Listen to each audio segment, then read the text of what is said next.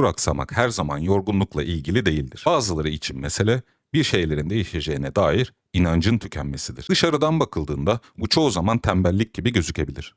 Bir kalksa geçecek, biraz çabalasa toparlar denir. Oysa bazı insanlar için sorun yataktan kalkacak enerjinin olmaması değil, kalkmanın bir anlamı kalmamış gibi hissettirmesidir. Gün içinde yapılması gereken küçük şeyler bile ağır gelir. Mesaj atmak, birine dönmek, basit bir işi başlatmak. Hepsi zihinde büyür. Bazen insan bütün gün oturur, hiç yataktan çıkmaz ama tam olarak dinlenmiş de hissetmez. Sanki bir şeyler hayatında hep eksik kalır. Depresyonu yaşayan birinden çoğu zaman şunu duymayız. Enerjim yok demez. Daha çok şöyle hisseder. Ne kadar çabalarsam çabalayayım, ne yaparsam yapayım, boş. Eskiden keyif veren şeyler artık nötrdür. İnsanlarla olmak yorar ama yalnız kalmak da iyi gelmez.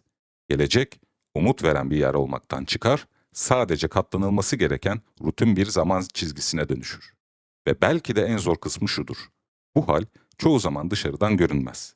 Kişi işe gidiyordur, sohbet ediyordur, sorumluluklarını yerine getiriyordur ama içeride yavaş yavaş sönen bir şeyler vardır. Bugün depresyonu sadece mutsuzluk ya da enerji eksikliği olarak değil, umutla ve yaşamla kurulan bağın zayıflaması üzerinden konuşacağız. Bu noktada şunu ayırt etmek önemli. Herkes zaman zaman keyifsiz, isteksiz ya da yorgun hissedebilir. Ama depresyonda yaşanan şey geçici bir moral düşüklüğünden farklıdır.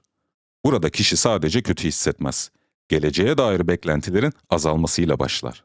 Yani sorun şu an zor olması değil, ileride de iyi olmayacak düşüncesinin zihinde yerleşmesidir. Bu yüzden dışarıdan verilen iyi niyetli öneriler çoğu zaman karşılık bulmaz.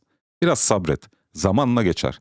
Biraz da pozitif düşün gibi cümleler kişinin yaşadığı deneyimi hafifletmek yerine genellikle daha da yalnızlaştırarak sonuçlanır. Çünkü depresyonda kişi istemediği halde umutsuz değildir. Umut hissine erişimi zorlaşmıştır. Anlam, motivasyon ve beklenti sanki bir sisin arkasında kalmış gibidir. Bu durum çoğu zaman şöyle yaşanır. İnsan yapılması gerekenleri yapar ama içinde bir karşılığı yoktur. Başarılar sevinç yaratmaz, sorunlar ise daha da ağırlaşır. Karar vermek zorlaşır. Çünkü küçük seçimler bile yorucu hale gelir. Ve burada önemli bir nokta var. Evet, bazı insanlar için genetik ve maruz kalma faktörlerinin yatkınlığıyla ilişiği kanıtlanmıştır. Yine de bu deneyim tam olarak bir karakter özelliği değildir. Bir performans ya da kişilik sorunu da değildir. Belirli psikolojik süreçlerin bir araya gelmesiyle ortaya çıkan klinik bir durumdur. Depresyonun ayırt edici tarafı tam da buradadır. Kişi üzgün olduğu için umutsuz değildir. Umutla kurduğu bağ zayıfladığı için üzgün ve çökkün hisseder. Bu yüzden depresyonu sadece enerji düşüklüğü olarak anlamak eksik kalır. Asıl mesele kişinin kendisiyle, gelecekle ve yaşamla kurduğu ilişkinin geçici olarak daralmasıdır. Birazdan bunun beyinde ve psikolojik süreçlerde nasıl karşılık bulduğunu, neden bazı düşüncelerin bu kadar ikna edici hale geldiğini ve bu tablonun nasıl sürdüğünü daha yakından ele alacağız. Burada şunu hatırlamak önemli. Depresyon yalnızca üzgün hissetmek değildir.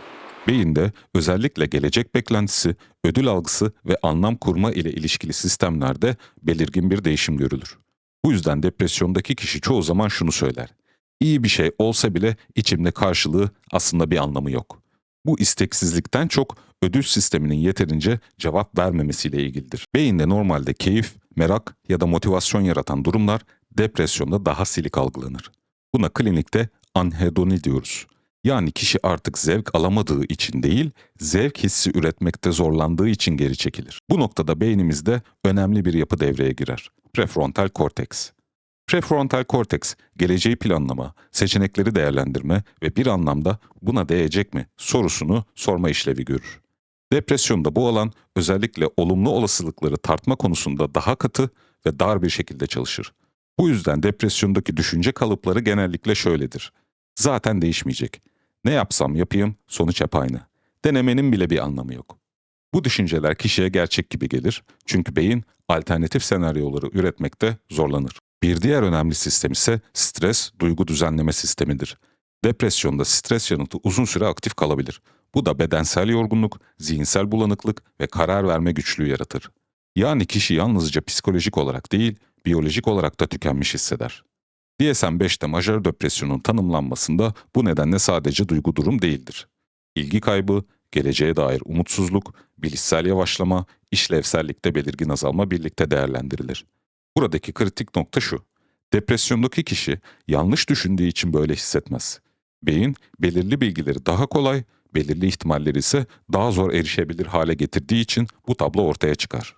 Birazdan bu düşünce, duygu, beden döngüsünün psikoterapide nasıl ele alındığını konuşacağız. Depresyon çoğu zaman yalnızca zihinsel bir deneyim değildir. Beyindeki bu işlevsel değişimler bedende ve gündelik yaşamda da karşılık bulur. Bu yüzden depresyonda sıkça şunlar görülür. Uyku düzeni bozulabilir. Kimi zaman uykuya dalmak zorlaşır, kimi zaman da kişi saatlerce uyusa bile dinlenmiş hissetmez. İştah değişiklikleri ortaya çıkabilir. Bazı kişilerde belirgin iştah kaybı olurken bazılarında tam tersi şekilde yeme artışı görülebilir. Bu irade meselesi değil, bedenin düzenleyici sistemlerinin etkilenmesiyle ilgilidir. Enerji azalır ama bu sadece yorgunluk değildir. Günlük işler bile zihinsel ve bedensel olarak ağır, yapılamaz gelebilir. Bazı kişilerde içsel bir huzursuzluk ya da ajitasyon görülebilir. Dışarıdan durgun görünürken içeride sürekli bir gerginlik, gerilme hissi olabilir. Bu noktada çok önemli bir ayrım var. Bu belirtiler tembellik değildir. Disiplinsizlik hiç değildir. Karakter zayıflığı da değildir. Bunlar beynin şu anki işleyişinin bedende bıraktığı izlerdir. Tüm bu belirtiler şunu gösterir. Depresyon yalnızca moral bozukluğu değil, beyin beden bütünlüğünü etkileyen bir durumdur. Bu nedenle depresyonda kişi çoğu zaman neden böyleyim sorusunu kendine yöneltir. Oysa yaşananların önemli bir kısmı beynin ve bedenin şu anda verdiği tepkilerdir. Burada durup şunu hatırlamakta her zaman fayda var. Psikolojik rahatsızlıklar her ne kadar duygusal olarak negatif bir mod olarak sınıflandırdığımız, keyfimizi veya hayatı kaçırdığımızı, bunaldığımız bir durum olarak ifade ediyor olsak da, depresyon dahil tüm rahatsızlıkların sinir sistemimizde fonksiyonel olarak bizi değişen durumlara adapte etme önceliği de çalıştığını ve her ne yaşanıyor, tecrübe ediliyor olursa olsun, İlk önceliğinin kendi becerileri doğrultusunda kendini yani bizi korumak ve hayatta tutmak olduğunu unutmamak gerekir. Bu klinik tabloyu biraz daha derinleştirdiğimizde artık yalnızca belirtilere değil, beynin bu belirtileri nasıl ürettiğine de bakmamız gerekir. Psikolojik rahatsızlıklarda asıl mesele beynin farklı işlevsel ağları ile bu ağları birbirine bağlayan nörotransmitter sistemlerinin birlikte düzenli veya dengeli çalışamamasıdır. Depresyonu anlamak için tek bir beyin bölgesine ya da tek bir kimyasal maddeye bakmak yeterli değildir. Beynin nasıl çalıştığını daha net anlayabilmek için beyni tek tek bölgelerden ziyade birbiriyle konuşan sistemler bütünü olarak düşünmek gerekir. Bu süreçte özellikle serotonin, dopamin ve nöradrenalin sistemleri önemlidir. Serotonin, duygusal denge ve düzenleme ile ilgilidir. Düzeyi düştüğünde duygular daha keskin, kişi daha kırılgan hale gelir. Dopamin, ödül, motivasyon ve beklenti ile ilişkilidir. Depresyonda dopaminerjik aktivite azaldığında kişi yapabilirim hissini kaybeder. Nöroadrenalin, enerji, uyanıklık ve stres yanıtlarıyla bağlantılıdır. Bu sistemdeki dengesizlik hem yorgunluk hem de ajitasyonla ilişkilidir. Devamında beynin yapılarına fonksiyonel çerçeveden baktığımızda ise özellikle 5 yapı ve A ön plana çıkar. Prefrontal korteksin özellikle dorsolateral ve medial bölgeleri geleceği planlama, alternatif üretme ve düşünceleri sorgulama işlevi görür. Bu düşünce kesin mi? Başka bir ihtimal olabilir mi gibi sorular tam olarak burada değerlendirilir. Depresyonda bu alanın işlevselliği azalır. Serotonin azaldığında bilişsel esneklik zorlaşır, düşünceler daha katı hale gelir ve zihin tek bir olumsuz senaryoya sıkışır. Nöroadrenalin düzensiz çalıştığında ise dikkat ve zihinsel enerji düşer, kişi düşünmeyi bile yorucu bulabilir. Bu yüzden depresyonda kişi çözüm olmadığına gerçekten inanır gibi kendini bulabilir. Hipokampüs, otobiyografik hafızadan ve geçmiş deneyimlere anlam vermekten sorumludur. Basit bir dille söylemek gerekirse daha önce nasıl olmuştu sorusunun cevabı burada bulunur. Depresyonda hipokampüs olumlu anılara erişimde zorlanır. Olumsuz ve başarısızlık içeren anılar ise daha kolay hatırlanır hale gelir. Bu durum geçmişin olduğundan daha karanlık algılanmasına yol açar. Burada serotonin ve kısmen kortizol dengesizliği rol oynar. Uzun süreli stres ve düşük serotonin düzeyleri hafızanın duygusal filtresini olumsuz yönde etkiler, bedeni sürekli bir tehdit altındaymış gibi gergin ve alarmda tutarak kötü tecrübeleri ön plana çıkartarak kendini korumaya çalışır. Sonuçta kişi yalnızca şu anı değil, geçmişi de umutsuz bir çerçevede görmeye başlar. Üçüncü kritik sistem ödül sistemi. Özellikle ventral striatumdur. Ödül sistemi motivasyon, beklenti ve harekete geçme isteğiyle ilişkilidir. Ancak burada kritik nokta şudur. Bu sistem yalnızca keyif değil, bir şey yapmaya değecek mi sinyalini de üretir. Depresyonda bu sistem yeterince iyi yanıt vermez. Kişi mantıken bir şeyin iyi olabileceğini bilse bile buna dair içsel bir karşılık hissedemez. Bu noktada temel nörotransmitter dopamindir. Dopamin sistemi yeterince çalışmadığında umut değil, karşılık hissi kaybolur. Bu nedenle depresyondaki kişi çoğu zaman tembel değil, başlamak için gereksiz içsel itkiyi hissedemeyen biri haline gelir. Default Mode Network, kişinin iç dünyasına döndüğü anlarda aktif olan bir beyin ağıdır. Kendilik anlatısı, geçmişi düşünme ve içsel diyaloglar burada şekillenir. Depresyonda bu ağ aşırı aktif hale gelebilir. Zihin sürekli kendi içine dönüp durur. Aynı düşünceler tekrar tekrar işlenir. Buna ruminasyon, Türkçe'de de geviş getirmek diyoruz. Bu döngüde serotonin ve dopamin dengesizliği birlikte rol oynar. Zihin duramaz ama aynı zamanda ilerleyemez de. Bu nedenle kişi çok düşünüyor gibi hisseder ama bu düşünme çözüme değil, tükenmeye yol açar. Son olarak anterior cingulate cortex, duygusal yükü, hata algısını ve bir şeyler yanlış hissini düzenler. Depresyonda bu bölge özellikle suçluluk ve yetersizlik duygularına daha hassas hale gelir. Kişi küçük hataları bile ağır bir içsel yük gibi hissedebilir. Bu süreçte tekrar serotonin ve nöroadrenalin sistemleri önemlidir. Duygusal yük artar, kendini eleştirme kolaylaşır. Sonuçta kişi yalnızca üzgün değil, kendisiyle sürekli problemli bir ilişki içerisindedir. Depresyon tek bir merkezin bozulması değildir. Geleceği planlayan, geçmişi anlamlandıran, motive eden ve kendilik algısını düzenleyen ağlar aynı anda beraber zorlanmaktadır. Bu nedenle depresyon bir irade sorunu değildir. Beynin umut, anlam ve motivasyon üretmek için kullandığı işlevsel ve kimyasal ağların geçici olarak uyumunu kaybetmesidir. Bahsettiğimiz bu sistemler birbirinden bağımsız çalışmaz. Birindeki zorlanma diğerlerini de etkiler. Bu yüzden depresyon tek bir belirtiyle açıklanamaz. Ama aynı nedenle şunu da söyleyebiliriz. Bu tablo geri döndürülemez değildir. Beyin plastiktir, yani müdahaleden etkilenir. Bu, terapilerin etkinliğini belirleyen en temel faktördür. Beynin plastisitesi hakkında yapacağım bölümde detaylıca anlatacağım son derece önemli bir konu.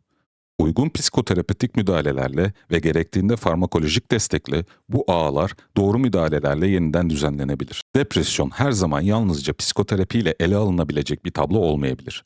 Özellikle orta ve ağır düzeyde depresyonda enerji, dikkat, motivasyon ve umutla ilişkili sistemler belirgin biçimde zorlandığında psikoterapinin tek başına ilerlemesi güçleşebilir.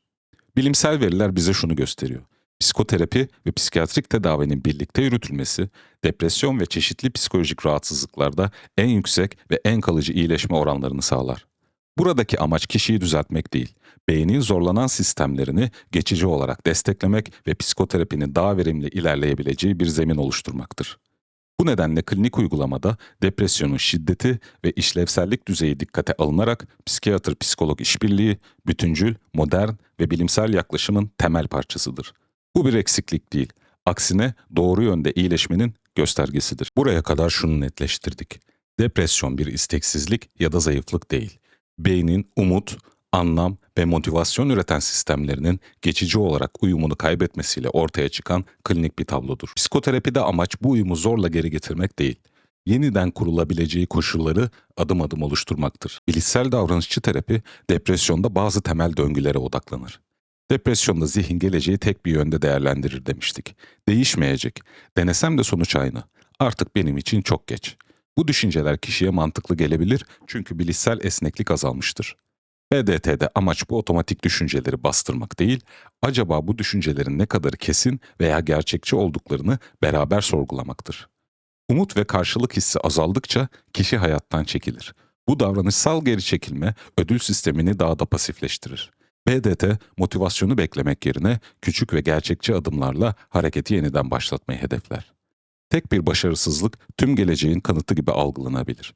Terapide bu genellemelerin ve felaketleştirme senaryolarının nasıl oluştuğu görünür hale getirilir. Kabul ve kararlılık terapisi, depresyona düşüncelerle savaşmak yerine onlarla daha esnek bir ilişki kurarak yaklaşır.